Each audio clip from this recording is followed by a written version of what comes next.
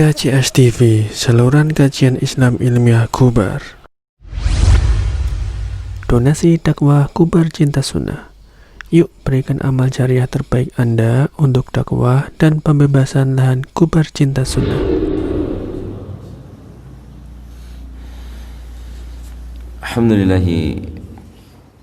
Alhamdulillahi Rabbil Alamin.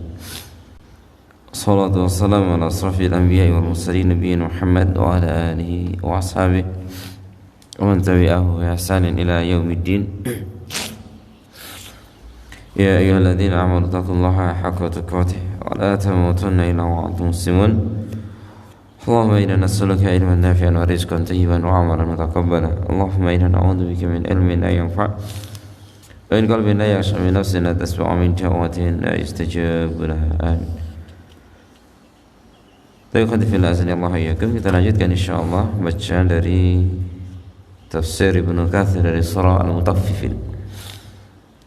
Setelah di ayat yang sebelumnya Allah Subhanahu wa taala memperingatkan kepada orang-orang yang berlaku curang dalam timbangan mereka akan hari yang sangat agung, akan hari yang besar, yakni hari ketika Allah membangkitkan manusia dan mengumpulkan manusia, ya, di mana setiap mereka akan berdiri di hadapan Allah Subhanahu wa taala mempertanggungjawabkan dari apa yang mereka lakukan, gitu.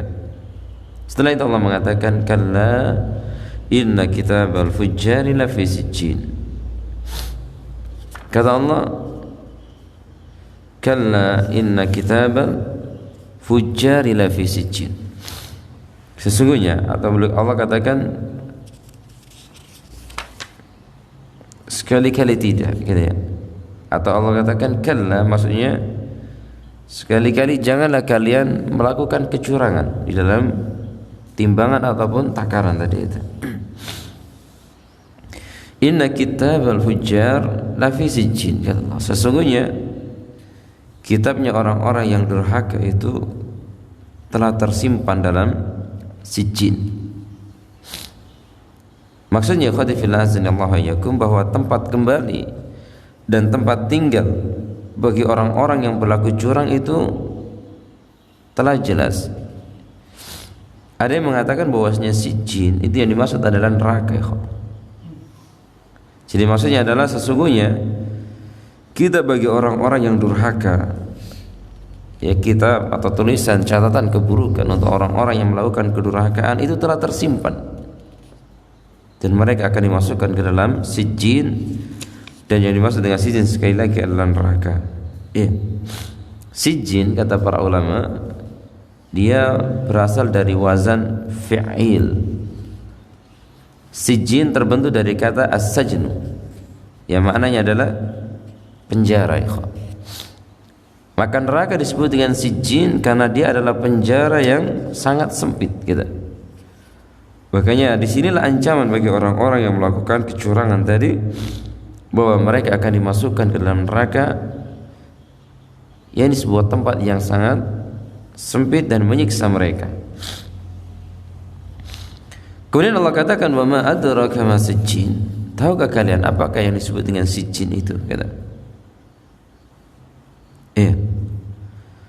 Jadi khadifil azan Allah iyyakum, ketika Allah mengatakan wa ma adraka ma sijjin, tahukah kalian apa yang dimaksud dengan sijjin itu, maka menunjukkan bahwasanya sijjin itu adalah tempat yang sangat mengerikan atau adalah perkara yang besar.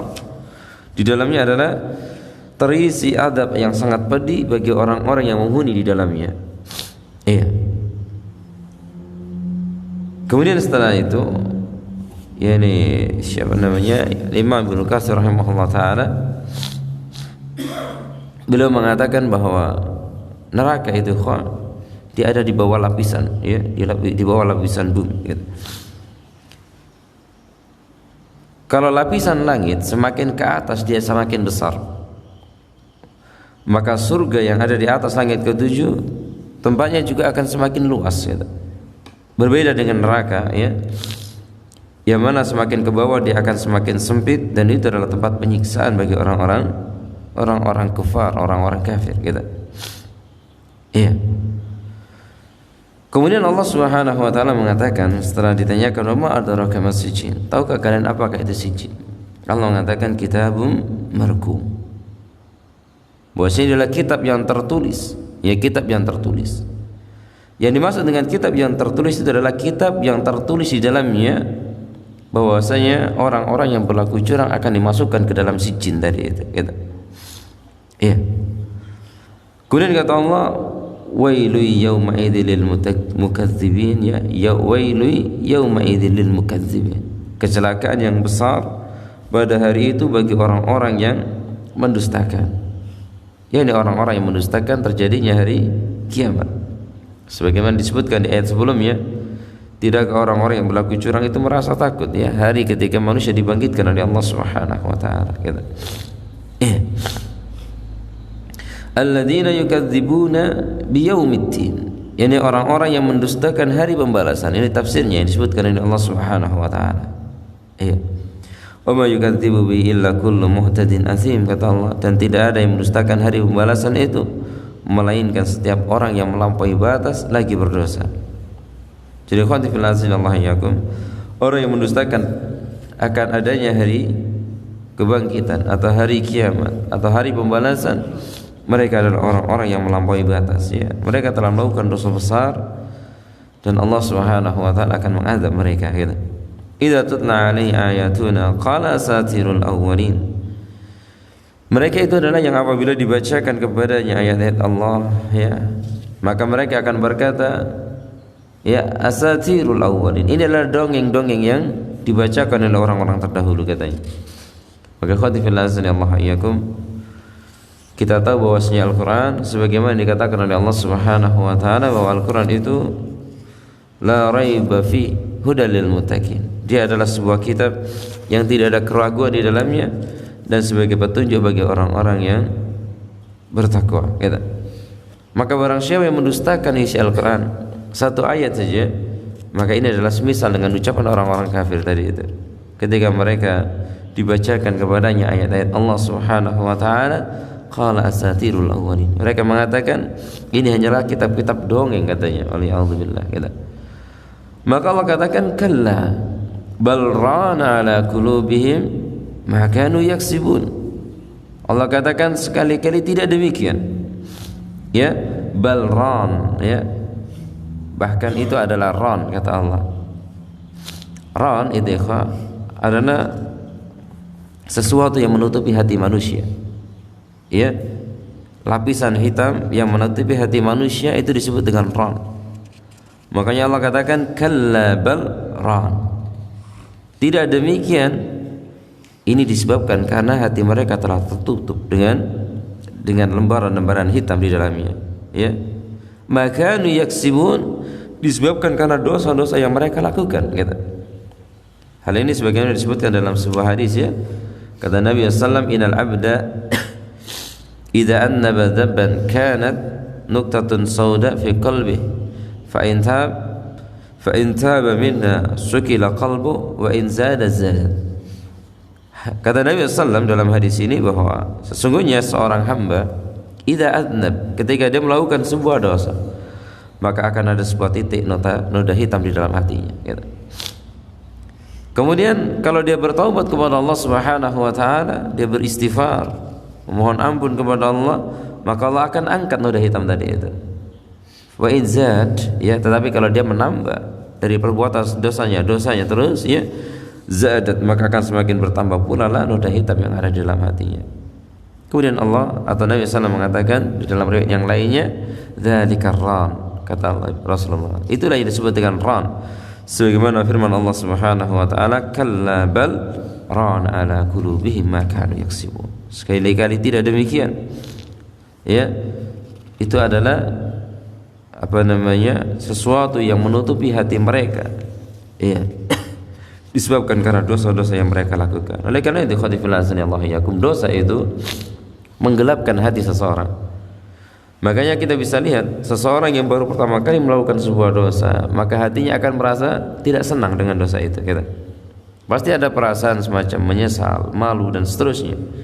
Tetapi kalau dia melakukan dosa itu terus-menerus dan dia mengulangi lagi, dia ulangi lagi hingga suatu saat sudah akan tercabutlah rasa malu pada dirinya dan dia melakukan dosa itu dengan dengan perasaan yang biasa-biasa saja tanpa ada penyesalan di dalam jiwanya, waliya'udzubillah, ya.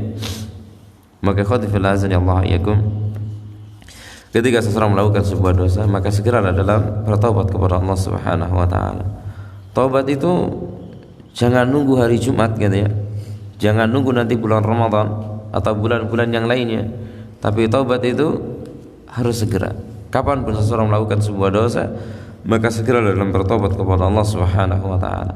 Siapa yang berdosa atau melakukan dosa di waktu malam, segeralah bertaubat di siang harinya.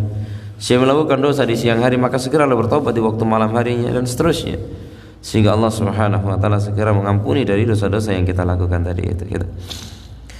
Baik, setelah itu Allah mengatakan kalla innahum ar-rabbihim yawma idzal lamahjubun. Ya, sekali-kali tidak, kata Allah, sesungguhnya mereka pada hari itu benar-benar terhalang dari melihat Rabb mereka, ya.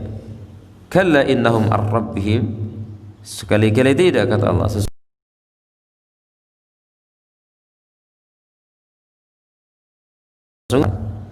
kita tahu bahwasanya di antara nikmat atau di antara puncak nikmat dari kenikmatan di surga nanti adalah seorang hamba bisa melihat Allah Subhanahu wa taala. Ya. Iya. Sebagaimana yang Allah katakan dalam Al-Qur'an, ya, bahwasanya bagi mereka ahsanul husna wa ziyadah. Yani bagi penghuni surga itu akan mendapatkan surga dan juga tambahannya. Dan tambahannya, kata Nabi sallallahu alaihi wasallam, adalah melihat wajah Allah Subhanahu wa taala yang mulia, dan itu adalah puncak kenikmatan di surga. Adapun orang-orang yang durhaka kepada Allah, orang-orang kafir, ya, mereka terhalang dari melihat Allah Subhanahu wa taala. Iya. Baik. Kemudian setelah itu Allah mengatakan summa innahum lasalul jahim, kemudian sesungguhnya mereka benar-benar akan digiring ke dalam neraka, ya. Summa yuqalu hadzal ladzi kuntum bihi tukadzibun, kemudian dikatakan kepada mereka, ya, alladzi kuntum bi, ya, dikatakan kepada mereka hadzal ladzi kuntum bihi tukadzibun, inilah azab yang dulu selalu kalian dustakan, kata Allah. Jadi khatifil azan Allah yakum, ini adalah ayat-ayat yang jelas menerangkan kepada kita bahwa neraka itu adalah hak, surga juga hak, dan kehidupan akhirat itu adalah hak. Maka wajib bagi seorang hamba beriman dengannya. Kita bermohon kepada Allah Subhanahu wa taala agar Allah menjauhkan kita dari neraka, menyelamatkan kita darinya, dan memasukkan ke dalam surganya. Amin. Wa akhiru da'wana alhamdulillahi rabbil alamin. Wassalamualaikum warahmatullahi wabarakatuh.